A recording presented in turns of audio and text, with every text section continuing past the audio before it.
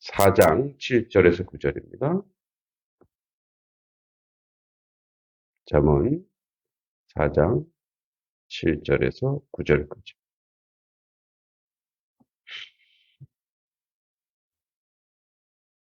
자, 함께 말씀 읽습니다. 지혜가 제일이니 지혜를 얻으라. 내가 얻은 모든 것을 가지고 명철을 얻을지니라. 그를 높이라. 그리하면 그가 너를 높이 들리라. 만일 그를 품으면 그가 너를 영화롭게 하리라. 그 아름다운 관을 내 머리에 두겠고 영화로운 면류관을 내게 주리라 하셨느니라. 아멘. 이제 어제부터 계속 지혜를 의인화시킵니다. 그래서 지혜가 제1이다. 7절에 보면 지혜가 제1이니 지혜를 얻으라. 이제 지속되는 그 연결점이 있습니다만 하나님을 아는 것이 우리가 잠언 1장 8절이죠. 7절인가요? 하나님 아는 것이 지식의 근본, 즉 지혜의 근본이라고 하는 거죠. 그러니까 조금 구체적으로 얘기하면 지혜는 하나님을 아는 지식, 다시 얘기하자면 하나님 앞에 하나님의 것, 하나님이 원하시는 것, 그런 것들을 최고의 가치로 두라는 거죠. 우리는 분명히 우리의 양심과 우리의 심령과 우리의 삶의 모든 상태에서 이미 우리는 선지식을 가지고 있습니다.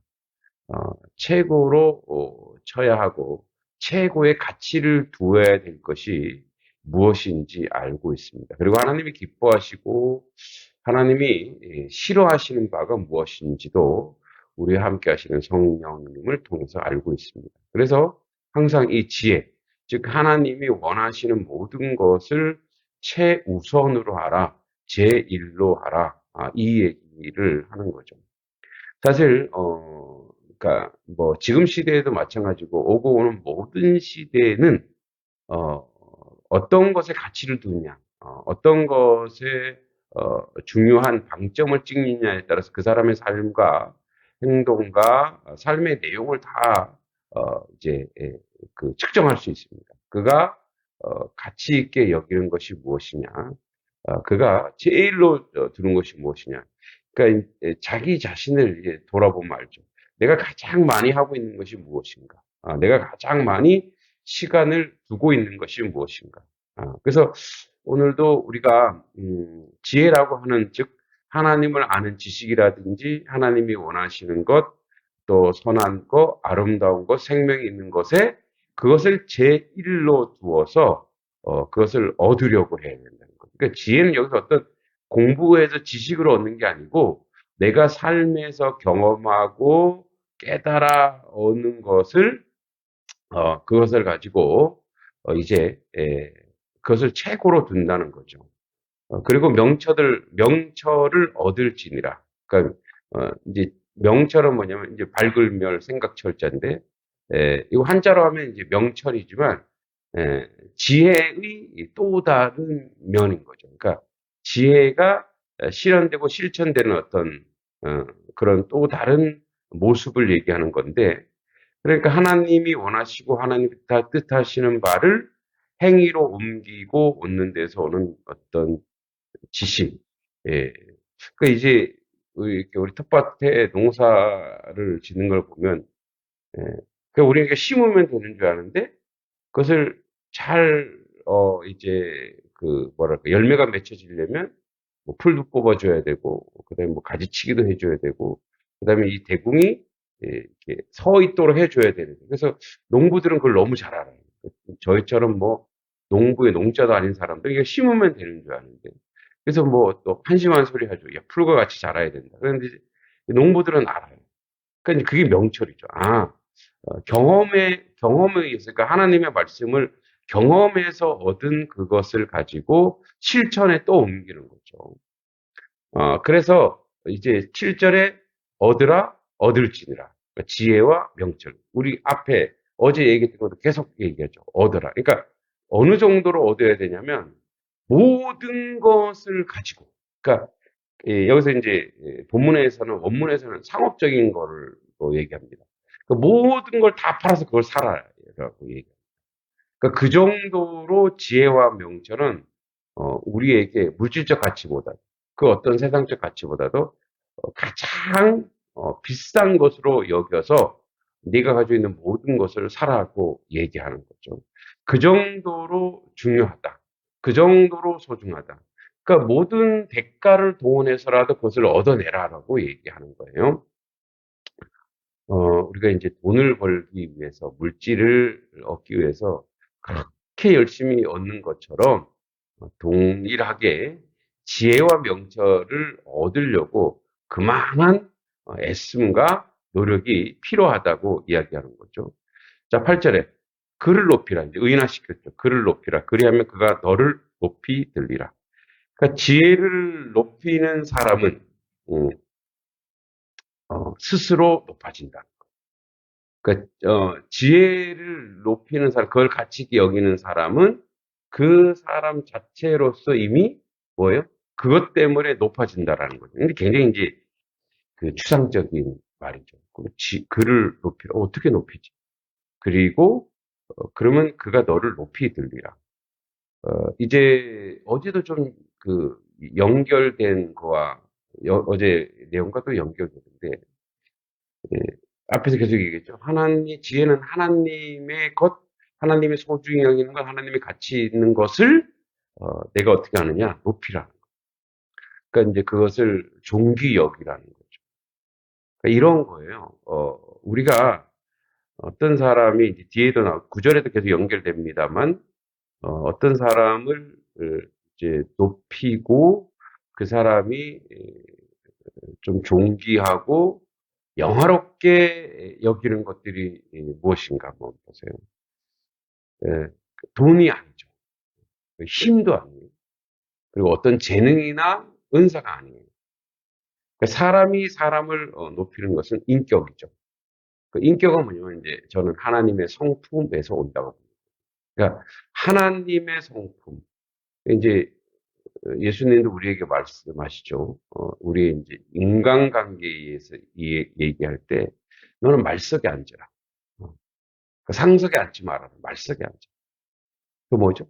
스스로 자기를 겸비하여 낮추라고 얘기하는 거죠. 그런 게 지혜. 이제 스스로 자꾸 낮추다 보면 뭐예요? 주변에서, 저 사람이 저기 있을 사람이 아닌데라고 어떻게 주변에서 자꾸만 높여주는 거죠. 그러니까, 물론 이것이 의도적이든 의도적이지 않든, 이제, 예, 하나님이 원하시는 하나님의 뜻대로 살려고 하는 모든 사람들, 그런 사람들, 그리고 하나님의 말씀을 중히 여기는 사람들의 삶의 내용을 보면 그 하나님의 말씀이 그를 높여요. 왜냐하면 그것을 실천하고 그것을 실현하기 때문에 그래요. 그리고 그걸 품으면, 그러니까 그를 품다고 하는 것은 그걸 내 것으로, 완전히 나의 습관, 나의 삶의 내용, 그 나의 습관과 나의 삶의 내용으로 완전히 어떻게 해요? 그것을 바꾸래. 그러면 너를 영화롭게 하리라. 그 뭐죠? 그에게 영광이 된다. 그래서 자기도 모르게 그것으로 인해서 그가 영광스럽게 되고, 영화롭게 되고, 아름답게 되는 거죠. 그러니까 하나님의 사람들은 하나님의 말씀을 청종하고, 이제 그 지혜이신 그 하나님의 말씀에 순종하고 따르다 보면, 그러니까 뭔가 남을 보고 남에게 자기가 높임을 받기 위해서가 아니라, 이제 기준이 있죠. 하나님이 원하시는 기준.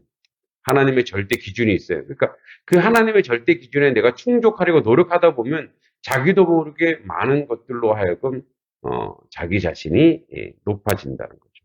근데 어디까지 가냐? 9절에 아름다운 관을 내 머리에 두겠고 관을 씌운다고 하는 것은 뭐죠? 뭔가 이렇게 직급이 높아졌거나 또는 뭔가 축하할 일이 있거나 그런 거죠. 그러니까 뭐죠? 그 아름다운 간을 두겠고 영화로운 면류관을 내게 주리라. 그러니까 영화로운 면류관, 그러니까 영화롭다고 하는 것은 그 사람이 그곳에서 어떤 뭐랄까요? 인격적으로나 덕성으로나 최고가 되는 거죠. 그렇게 지혜가 우리를 만들어 놓는다는 거죠. 그러니까 지혜를 따르면 조금 더 구체화시키면 어떤 사람이 그런 영화로운 간을 얻느냐. 이제 주변에 보면 어떤 사람이 그러냐면 참 덕이 있고 인격적이고 그리고 자기보다 남을 위할 줄 아는. 그러니까 근데 그게 뭐죠? 이웃을 사랑하는. 하나님을 사랑하면 이웃을 사랑하라. 그러니까 이웃을 사랑하는 모든 내용 안에 그게 다 들어있어요. 자기보다도 이렇게 남을 챙기는 사람들이 있어요. 자기 자신보다도 남을 배려하는 사람들이 있어요. 그러니까 그것은 이제 남에게 자기가 어떤 점수를 얻기 위해서가 아니라 자기 삶의 기준이겠죠. 어, 지혜의 기준이. 그러니까 지혜의 기준이 그렇기 때문에 그렇게 살다 보면 그렇게 남들이 사랑하는 사람, 남들이 좋아하는 사람, 남들이 생각해 주는 사람. 그런 사람이 되는 겁니다. 어떻게 보면 이 오늘 본문은 우리에게 그리스도인의 인간관계를 제시해주고 있지 않는가 이렇게 생각합니다. 그러니까 우리가 이제 인간관계가 뭐냐면 어, 사람에게 잘하여 그 사람에게 점수를 받기 위해서가 아니라 마태복음 7장 12절에 나오죠. 예, 이제 기독교의 황금률. 너가 뭔가를 받고자 원하면 그렇게 그대로 해줘라. 근데 이제 결국 그러면 그대로 해주라고 하는 건 뭐냐면 그렇게 해줘서 그걸 받으라 얘기가 아니에요. 그러니까 이 황금률이라고 하는 것은 이거예요. 그러니까 그 원칙이 뭐냐. 내가 누군가에게 대접받고 싶어요. 그러면은 그 사람 그대로 대접해 주래요. 그럼 그 사람을 그렇게 대접해 줄 것이다 아니에요. 그러니까 대접해 주지 않아도 이미 내가 그 사람을 그렇게 대접하면 거기서 나에게 오는 기쁨이 있다라는 거예요. 내가 누군가에게 대접받고 싶으면 그대로 나도 남을 그렇게 대접하라는. 그럼 그게 이제 내가 받지 않아도 그것 자체로 이미 대접한 것 자체로 우리에게 놀라운 복이며 은혜라고 이야기하는 거죠. 오늘도 우리는 이제 사회생활이라는 걸 하죠. 직장이나 뭐 농토에서든 어디서든 사람과 사람을 만나는 거예요. 그 사람과 사람을 만났을 때 그 사람의 입장에서 대해주는 거죠. 선하게 또 복되게 아름답게. 근데 그게 받기 위해서가 아니라 지혜가 그렇게 얘기하시니까. 그러니까 뭐예요? 여러분 모두가 영화로운 면류관의 수혜자예요. 그 영화로운 면류관을 위해서가 아니라 영화로운 면류관을 이렇게 받을 수밖에 없는 원리와 구조가 어디에 있냐? 지혜 안에 있다. 그 지혜 안에 들어가 있으면 그것을 받을 수밖에 없는데 그냥 지혜대로 살고 그래서 뭐예요? 얻고 품고 그 높이고 그렇게 하면 이런 이제 동사 내가 그걸 얻고 가장가장 얻고 그걸 또 높여주고 그걸 품으면 그렇게 하면 자연스럽게 여러분 모두가 아주 영광스럽고 영화로운 멸류관의 수혜자가 됩니다. 오늘 또 여러분 그런 왕 같은 제사장으로서 영화로운 그 멸류관의 수혜자가 되어 이 지혜를 추구하여 하나님 앞에 영광 돌리는 그런 하나님의 백성 되길 기도합니다.